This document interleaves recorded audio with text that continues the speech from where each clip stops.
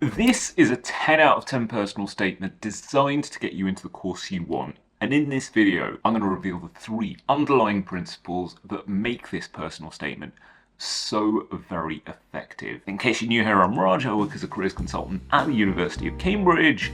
Let's dive in. The first thing your personal statement needs to show is that you know the course inside out.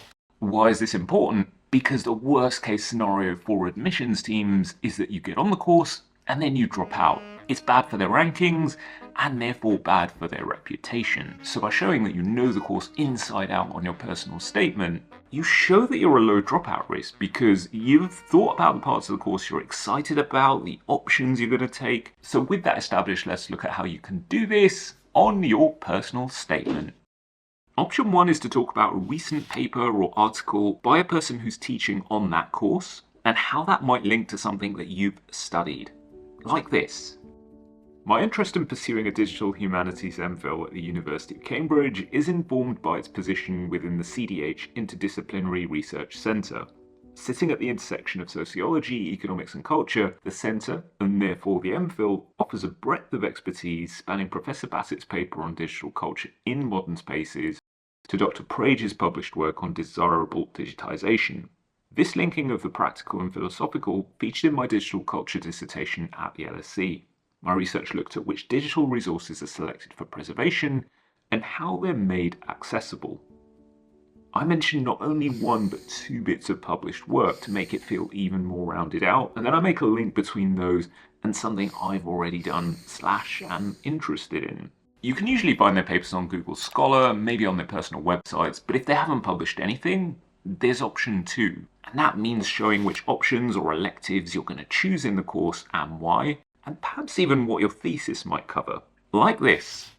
The digital media art module option appeals to me. Its focus on how digital art intersects with humanities will mean learning practical tools that can make art and objects more accessible, e.g. virtual reality to allow a person to walk through an ancient city, so combining art and archaeology. This has echoes with projects being discussed at the V&A, and I hope to critically engage with such approaches during my MPhil. Potentially as my thesis topic, I would hope to take my findings back to the V&A with Professor Bassett acting as a potential supervisor owing to her expertise with virtual reality. It feels so lived, so sincere because it's ridiculously specific. And option 3 for showing you know the course inside out is showing wider knowledge of the course. Perhaps they go on an annual field trip or partner with local firms. Example. I'm attracted to the embedded software and technical support offered as part of the Digital Humanities MPhil at the University of Cambridge. Jonathan Blaney's role as software engineer support makes computational approaches to digital art possible. I'm hopeful of using this expertise to develop digital models prototyping how historic objects could be made more interactive. I'd look to engage with Jonathan from the early weeks to scope out what might be possible.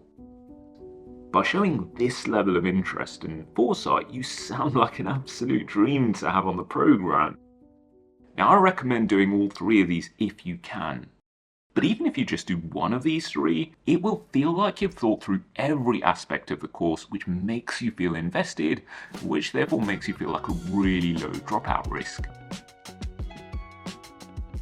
So that's technique 1, but to get that 10 out of 10 personal statement, you're also going to need this second technique to show that you can stand the academic pace. Now this is important because faculty, staff, they've got their own stuff going on, right? They're conducting research, writing books, attending conferences. They are on a tight schedule.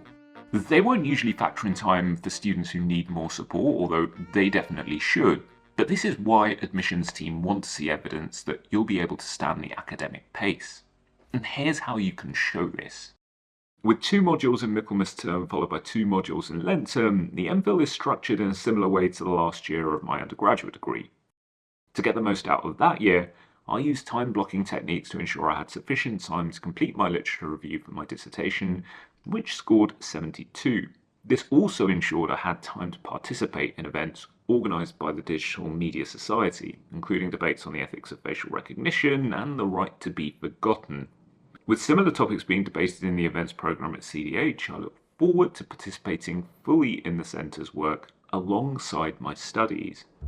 You have to make it seem not effortless, but comfortable, that you have systems and processes in place in your past that you've used, whether that's time blocking or organising yourself in a certain way, that has meant that you have been able to stand the academic pace. Now, do all this and you are in great shape. You are so close to that 10 out of 10 personal statement, but you are going to need this third element to lock those gains in. Show that you have a career plan, or put simply, that you have a plan for your future. Why might admissions teams want to see this? Well, one of the reasons is because they might want to show off. They want to be able to say that their student ended up at company X or university Y, and also because it feels like you're going to have a lower chance of being unemployed when the course finishes, which is great for their rankings. Now, there are two crucial nuggets of information you need to know before you start to think about how you can show that you have a career plan on your personal statement. First, even if you're not sure what you might want to do after the course, you do need to describe a specific career path or two. And you don't need to make anything up or lie. There is a way that you can do this and still be true to yourself. Here's how. The Digital Humanities MPhil at the University of Cambridge is core to my career plans in digital culture. One career path I'm actively considering is to take the learning from the MPhil back to the Digital Archives division at V&A East, where discussions on digital access are ongoing.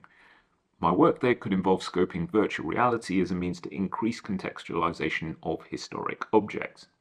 A second career path could involve pursuing a PhD at the CDH following this MPhil. That's kind of word soup. And you can see how by using words like considering, could, and there we see that word again, I show I'm not necessarily wedded to one clear path, but I've got ideas, and honestly, if I end up doing neither of those things, that's totally cool. Second, if you have work experience that relates to either the course or your future career plans, definitely mention this. This de-risks your application because you show that you are eminently employable. So there you have it, 3 crucial elements to perfect your personal statement. Show you know the course inside out, brackets you're not going to drop out. 2, that you can stand the academic pace, so you're not going to be a burden. And 3, you have career plans, which means you're less likely to end up unemployed, and maybe they can brag about you on their course website in the future. Now do this and you sail past 95% of the candidates without even breaking a sweat. Easy. Let me know if you have any questions down below, and I've also pasted this exact same personal statement I've shown in this video in the description box below for your reference. If you've got any value from this video, I'd always appreciate you hitting the like button. It helps me out more than you realise. Thanks for being here. Thanks for being you. I'll catch you next time.